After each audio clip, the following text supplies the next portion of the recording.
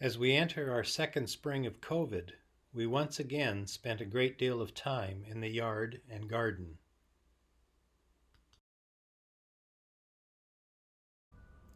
This year we decided to spread bark mulch on some of the beds. It took me 2 full days to spread the 2 yards of mulch this time around. Diane had some decorative wall hangings to put together this year. We found lots of moss on a trip to Parksville, and she used it as a liner for the hangings.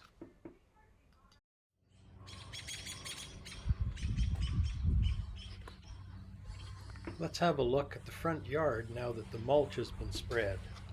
If you listen carefully, you can hear the birds in the background.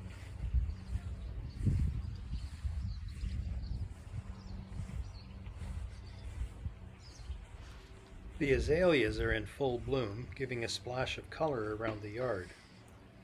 Alongside of the house, we have a bed of raspberries that provide us with a crop of huge berries each year.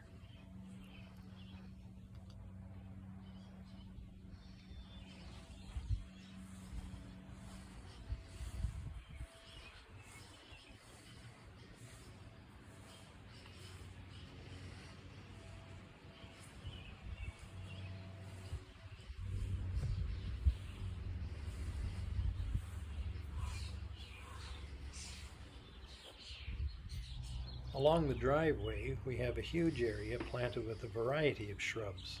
Some hebes, some heathers, azaleas, and a number of different types of grasses.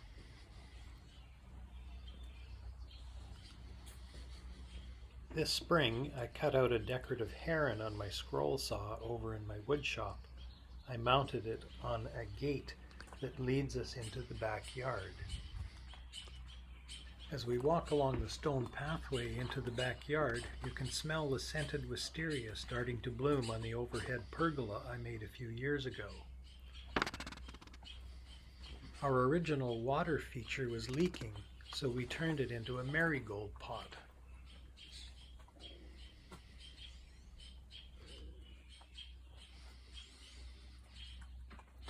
Diane has planted a number of hanging fuchsia baskets along the pergola. They'll be in full bloom in a few weeks and will last all summer long.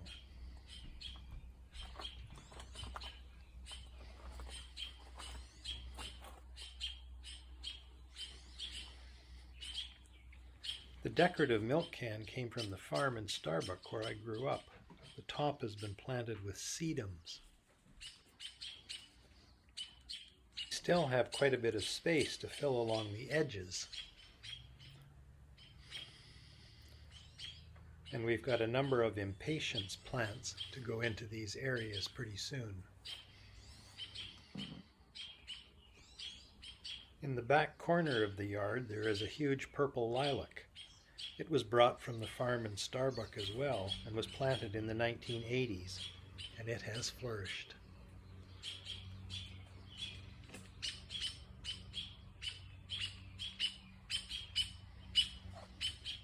When we moved into the house in 1991, several small rhododendrons were planted.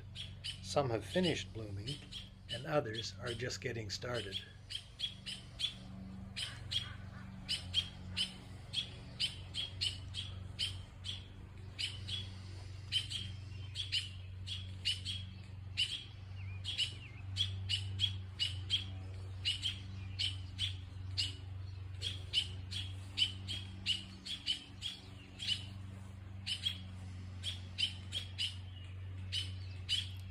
We have several raised garden beds on this side of the yard where we grow peas, beans, carrots, lettuce, spinach, cucumbers, squash, strawberries, raspberries, rhubarb, and tomatoes.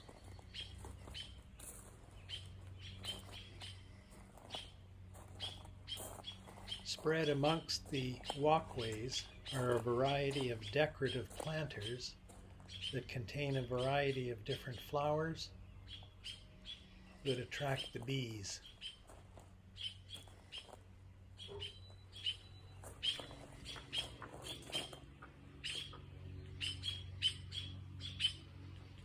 This stone pathway leads back towards the patio area of the house.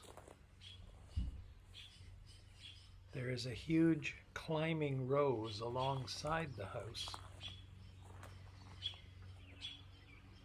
that produces brilliant red roses. In addition, there's a comfortable bench where you can sit and smell those roses. We have a water feature near the patio door, and above it on the wall is one of Diane's moss-lined creations.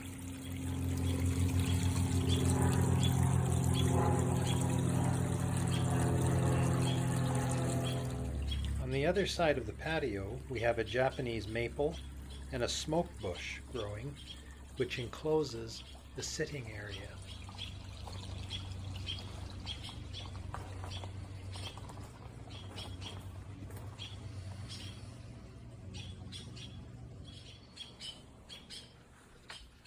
A number of years ago, when our grandchildren were small, we created a stone pathway through the trees in the backyard. They would walk through the forest and sometimes stop along the way for a picnic.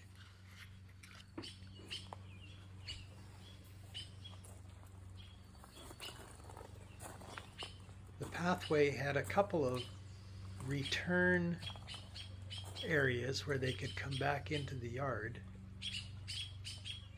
And we also have some bird houses back there that are occupied each year.